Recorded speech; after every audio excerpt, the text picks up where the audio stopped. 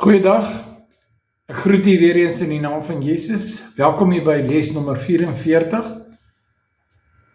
Die tema van hierdie les is, soek eers Christus en sy koninkryk, dan sal alles vir julle bygevoeg word. Soek eerste en soek Christus in geheel en sy koninkryk in sy volheid. En die res sal in plek val. Welkom hierso. Ek begin met Matteus 6 vers 33, dis presies waar hierdie skrif staan, maar soek eers die koninkryk van God en sy geregtigheid, en al hierdie dinge sal vir julle bygevoeg word. Ek gaan vandag nou na Psalm 27 vers 4, en dit is die Psalm van Dawid, dis 'n Psalm van Dawid, hy het baie psalms geskryf, maar hier het hy uitdruklik sy hart voor God uitgedruk en gesê, Here, ek soek U. Nou dit is wat ons moet doen, ons moet die Here soek, as die kosbaarste, die hoogs gewaardeerde, die Alpha, die Omega, die alles wat ons nodig het. Ons moet hom soek, soos wat jy iets sal soek wat vir jou baie, baie, baie werd is, en baie kosbaar is. En dat dit sal wees die een wat werklik waar, vir jou die volheid gee van wat jy nodig het. Ons moet hom soek.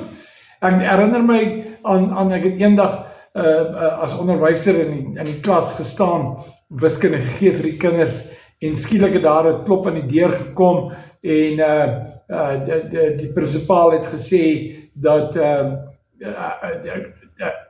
ek moet dit verskoon, maar hier is 'n speurder met 'n hond, wat snuffelhond, wat soek na dwelms, en kyk of die skool se kinders wel dwelms in hulle tasse, of in hulle rugsakke het, en om vinnig by die storie uit te kom, die ou begin, en die rye af, en als deur soek, maar wat my getref het is, hy het vir die hond gesê, soek,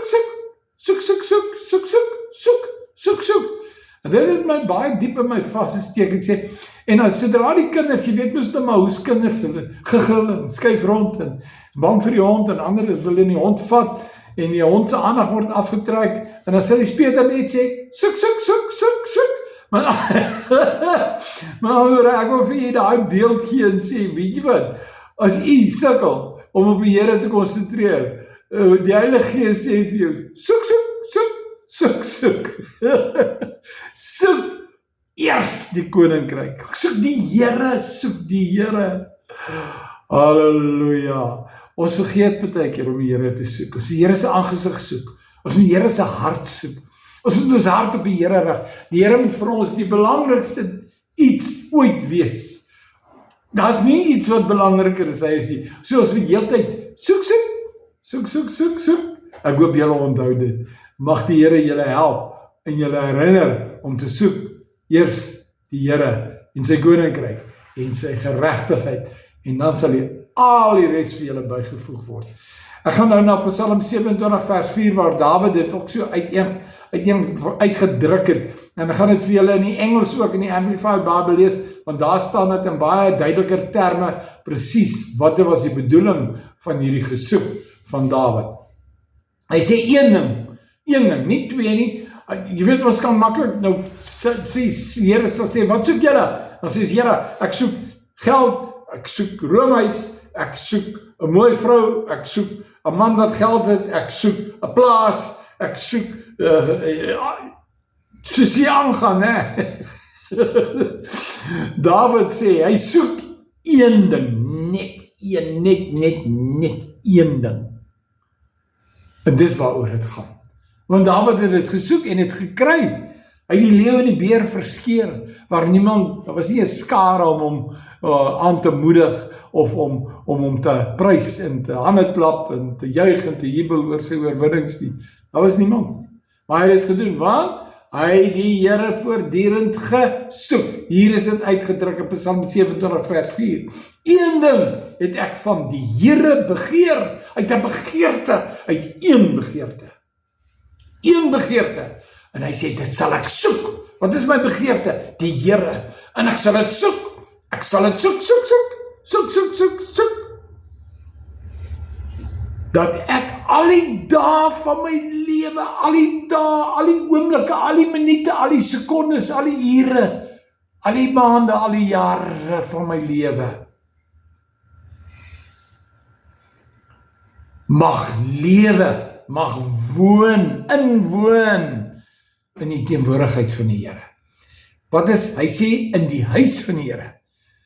Nou Dawid, sy begeerte was die huis van die Here, maar Dawid het nie in die tempel gaan lê en op 'n bed of daar gewag tot dit iets gebeur nie.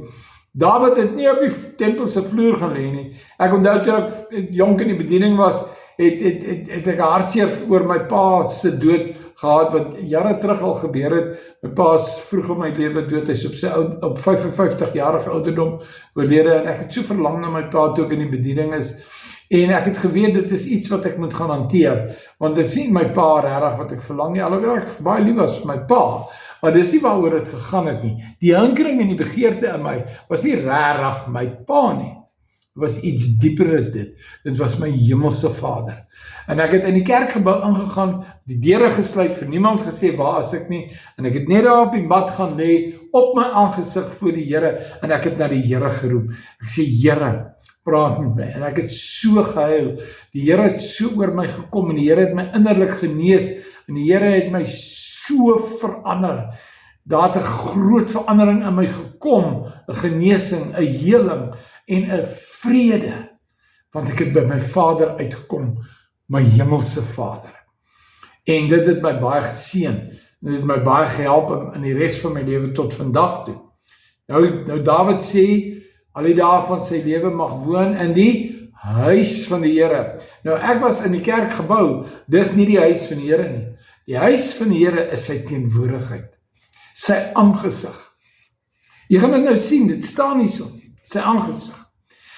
Dat ek in die huis van die Here, in sy teenwoordigheid mag woon. Dit staan nie in die Afrikaanse Bybel in die teenwoordigheid nie. Nee, 53 vertaling nie, nee. Dit staan nie so daar nie, maar in die Amplified Bible staan dit, ek gaan dit vir u wys. Want die Amplified Bible het verduidelik wat die Griekse woord in Amplified formaat vir ons eintlik sê, van wat soek Dawid. Ek gaan dit nou vir u lees. Kom ons lees net weer. Hy sê, een ding het ek van die Here begeer, dit sal ek soek, dat ek al die dae van my lewe mag woon in die huis van die Here. Ek het in hakies gesit, in sy teenwoordigheid, om die lieflikheid van die Here. Waar is die lieflikheid van my vrou? Ja, sy baie lieflikhede, maar waar, as ons nou praat, ons is nou in die straat, ons is nou in die publiek, en waar is my vrou sy lieflikheid? Sy het 'n mooi rok aan, dis lieflik, maar dis nie haar lieflikheid nie. Sy is lieflik aangetrek, maar dis nie haar lieflikheid nie. Haar lieflikheid is in haar aangesig, is haar gesiggie. Sy het 'n baie mooi gesiggie. En is vir my lieflik. So as ek dan nou sê, ek soek dan my vrou, die eerste ding wat ek soek is haar gesig. Yes! Wow, dit is waar, nee? Dit is baie waar, ja. So, nou staan nie so, Dawid sê, hy wil die lieflikheid van die Here sien. In hakies staan daar, sy aangesig. Om dit te aanskou en te ondersoek in sy tempel. Regtig? Dawid in sy tempel, Dawid het nie gereeld in die tempel gaan lê nie. In die aangesig van die Here gesoek nie. Waar het hy het gesoek? In sy heiligdom. Verskoning. Nou waar is die Here se heiligdom? Dis weer eens sy teenwoordigheid. Want ons is die tempel van die Heilige Gees. Beteken, ons is die tempel, en Christus is die hoof van die liggaam. Ekskuus tog, verskoon my net.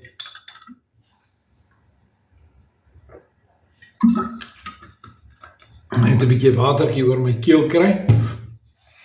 Nou, Dawid sê dit hier uitdruklik. Hy sê, om die lieflikheid van die Here te aanskou en te ondersoek in sy tempel. Met ander woorde, hy soek sy aangesig in sy teenwoordigheid as 'n persoon. Nie net 'n foto of 'n skildery van die Here nie. Hy soek die Here se aangesig in sy teenwoordigheid. Dit is waaroor dit gaan. Ons moet lewe vir God se aangesig. Ons moet voortdurend sy aangesig voor ons sien. Ons moet dit soek. Soek die aangesig van die Here. Soek sy teenwoordigheid. Soek. Die Amplified Bible gaan dit nou vir jou lees. Dis ook op die aantekening, ek het dit vir die daar aangesit. One thing I have asked of the Lord, that I will seek. One thing I've asked, that I will seek. Listen to this. That I may dwell in the house of the Lord, brackets, in His presence, all the days of my life. To gaze, upon the beauty, and the delightfulness of the delightful loveliness,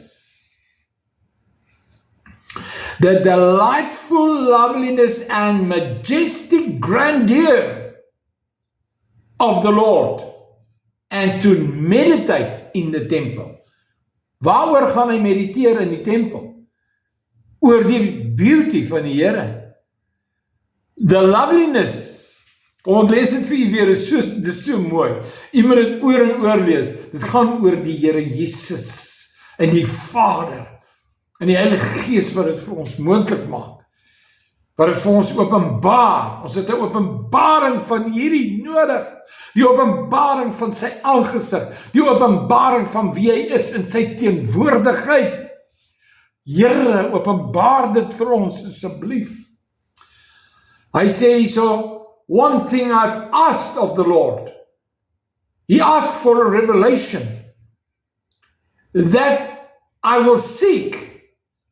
I will seek this which I'm asking, the revelation, that I may dwell in the house of the Lord, that is, in His presence, all the days of my life, to gaze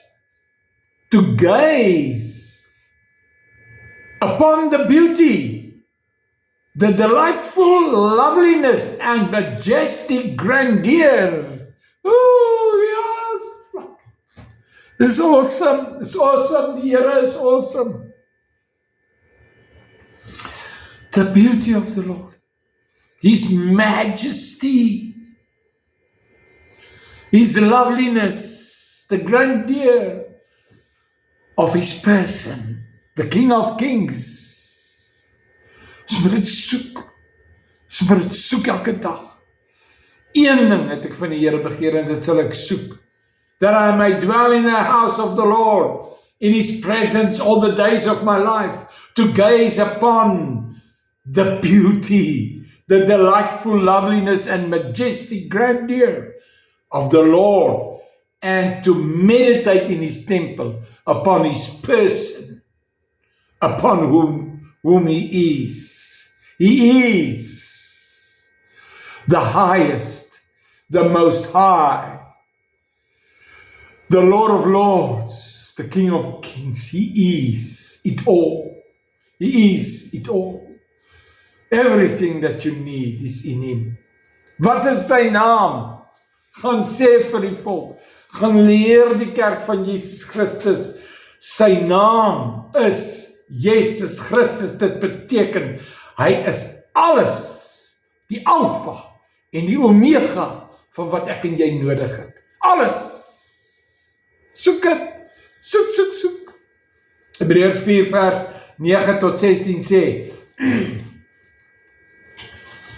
die lewende woord, dit gaan hier oor die lewende woord, en dit is Christus lewe, hy het opgestaan, hy is die woord, in die begin was die woord, en die woord was by God, en die woord was God, hy is God, hy is het nog altyd gewees, en hy sal het altyd wees, die lewende woord, Christus, met wie ons te doen het, in sy barmhartigheid en genade. Barmhartigheid, die Engels vir barmhartigheid is mercy. En genade is grace. I am what I am by His grace, but I'm seeking His mercy as well. His mercy will change me into somebody who will have empathy and love and care for His bride and for Him. Hallelujah. Nou kom ons lees Hebreërs 4 vanaf vers 9 in die Afrikaans. Daar bly dus 'n Sabbatsrus oor vir die volk van God. Want wie in sy rus ingegaan het, rus ook self van sy werke soos God van syne. Laat ons dan ons beywer om in te gaan in hierdie rus, sodat niemand in dieselfde voorbeeld van ongehoorsaamheid mag val nie. Weet jy wat? As ons die Here se aangesig soek en hy praat met ons en hy openbaar homself aan ons en ons raak gehoorsaam daaraan. Hey, hier is ons nou by die groot waarheid. As ons sy aangesig sien, as ons sy woord hoor wat lewend is, kragtig is, skerper is enige tweesnydende swaard, wat indring tussen siel en gees, tussen murg en been. As ons daar uitkom, dan vind ons uit met wie het ons te doen. Sy naam is die Christus, die Jesus, die lieflike, die majestueuse. Glory to God, the glorious one, the most high. Hallelujah. Soek, soek, soek. Soek die Here, terwyl hy te vind is. Soek hom terwyl hy naby is. Moenie wag totdat hy ver raak nie. Laat hy moeilik raak om te soek en te vind nie. Soek hom nou. Soek hom elke dag. Soek hom elke oomblik van jou lewe. Moenie uitstel nie. Moenie wag tot môre nie. Môre kan dalk te laat wees. Jy kan jou asem uitblaas vanaand. Soek hom terwyl hy naby is. Hy is so naby. Hy is so naby. Hy is so naby, soos die geloof wat in jou hart is, om in hom te glo, dat hy is, wie hy is. Glo hom. Hy is die opregter. Hy is die sterke God. Hy is die ewige Vader. Hy is die brood van die lewe. Hy is die opstanding en die lewe. Hy is die weg, hy is die waarheid. Hy is alles, hy is die alfa, hy is die omega. Glo hom. Glo hom. Halleluja. Nou hy sê in vers 13 van Hebreërs 4, hy sê, en daar is geen skepsel onsigbaar voor hom nie, maar alles is oop en bloot voor die oë van hom, met wie ons te doen het. Met wie het ons te doen as ons die Bybel lees? Ons het met iemand te doen. Ons het nie te doen met 'n leer omhulsel in sappie papierblaaie en drukkersink nie.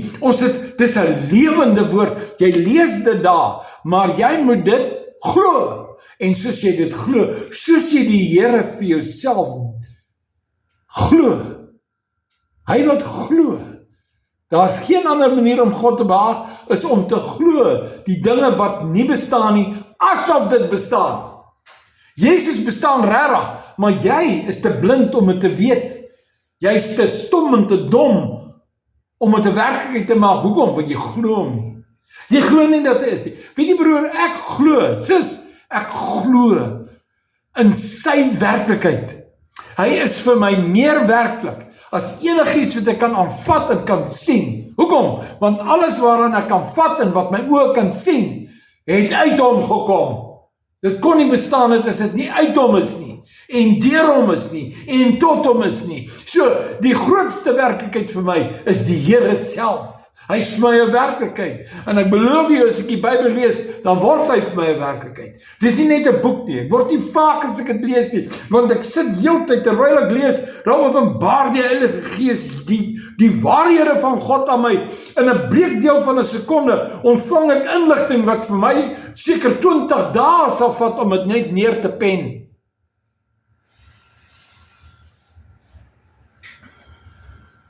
Halleluja. Broers, ek wil u disipel in, dat die Here vir u werklik word. Want weet jy wat? Hy is 'n werklikheid, of jy dit nou glo of nie, hy is dit. Maar jy gaan dit mis, as hy nie vir jou 'n werklikheid is nie. Jy gaan uitmis. Want Dawid het hierdie ding ontdek. Een ding begeer hy. Hy soek hierdie werklikheid van Christus. Hy soek die werklikheid van die Vader. Dis sy Vader. Dis nie net 'n teologie, wat daar in die Bybel staan nie. Hy beleef hom as Vader. Hy beleef Jesus as verlosser en redder, as 'n vriend, as 'n koning, as die Here, die Alfa, die Omega, die Allerhoogste. Hy glo dit. Ek glo dit. En dit word vir my geopenbaar. Wie openbaar dit aan my? God openbaar Christus. En Christus openbaar Vader God aan my. So is hy werklik vir my. En wie doen dit? Die Heilige Gees openbaar dit aan ons. Die Heilige Gees maak ons oë oop. Maak dit 'n werklikheid, 'n tasbare, aanvoelbare werklikheid. Dis waar jy moet uitkom. Ek smeek jy, soek. Glo. Want Hebreërs 11 vers 6 sê, en sonder geloof is dit onmoontlik om God te behaag.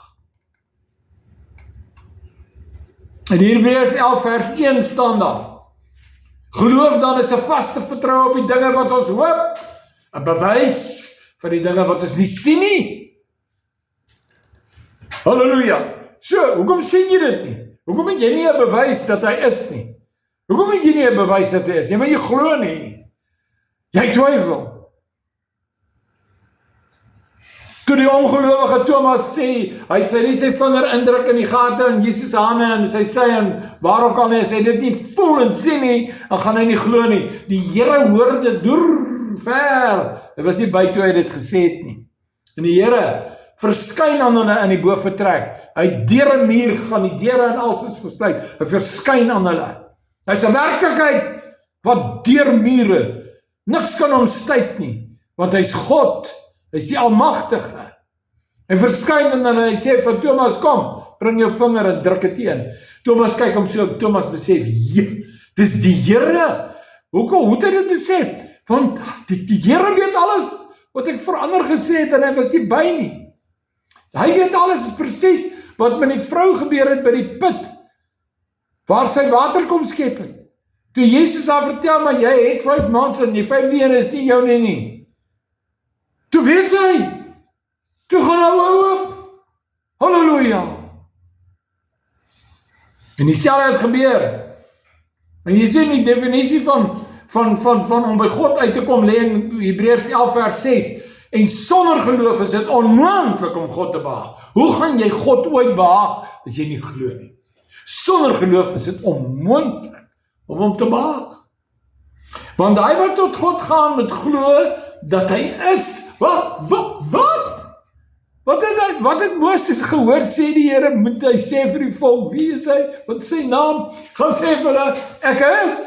Ek is.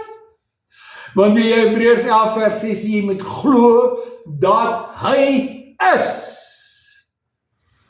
En dat hy 'n beloner is van die wat hom in opregtheid, in alle erns, met alles wat in hulle is, hom soek.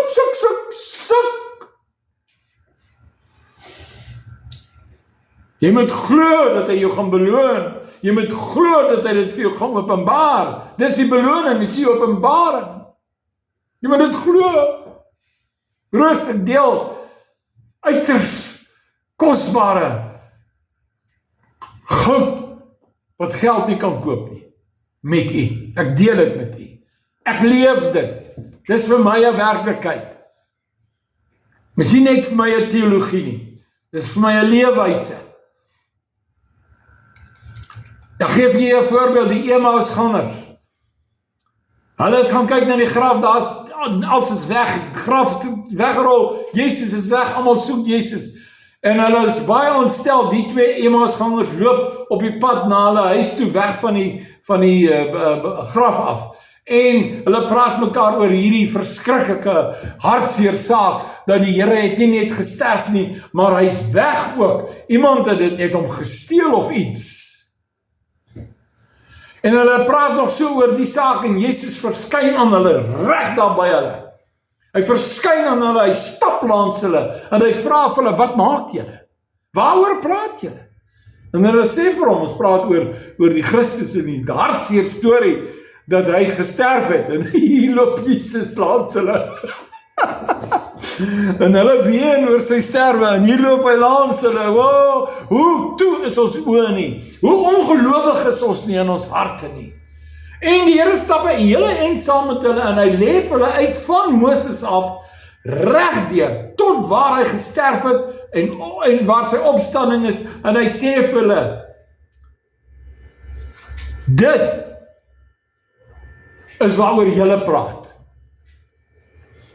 En toe hulle by hulle dorp kom, toe maak Jesus of hy verder gaan verbystap, weg van hulle af. Hulle sê nee, want weet jy wat het begin gebeur? Hulle het gesoek, en die een wat hulle gesoek het langs hulle verskyn. En het hulle begin die evangelie uitlê. En het vir hulle die evangelie gepredik. En hulle het waaragtig gewaar dat hy die een is. Soek die een, soek die een. En toe hulle aanstap, toe Jesus aanstap, sê hulle, nee, asseblief, kom, bly by ons, dit is al donker, kom slaap by ons, kom eet by ons, dan kan jy môre verder gaan. En Jesus doen dit toe, want Jesus wil die ding verder voer.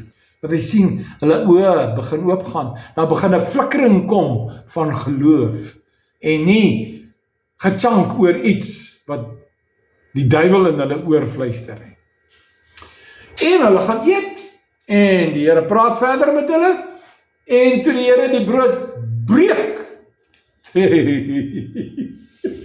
in die laaste avondmaal het hy ook die brood gebreek, voordat hy as die brood van die lewe gebreek was, vir ons.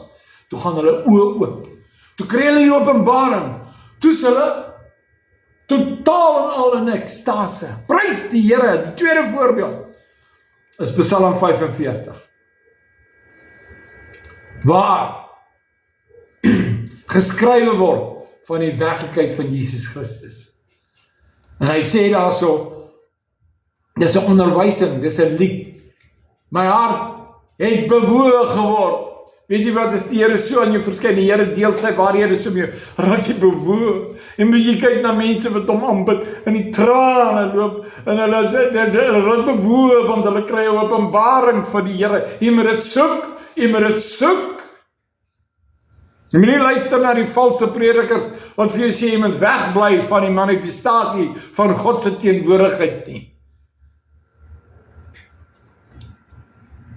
God kan maak met mense wat hy wil, want dit is sy eie om uit hulle gemaak. En as hy hulle laat neerval op die grond, in hulle ontvangs van wie die Here is, laat hy maak met sy mens wat hy wil. En as hy vir een laat brul soos 'n leeu, en 'n ander een laat kekkel soos 'n hoender, wat is dit van jou, om hom te kritiseer? Het jy al by die Here uitgekom? Het jy al 'n openbaring gekry, wat jou so laat huil, wat jou so aangryp, dat jy neerval?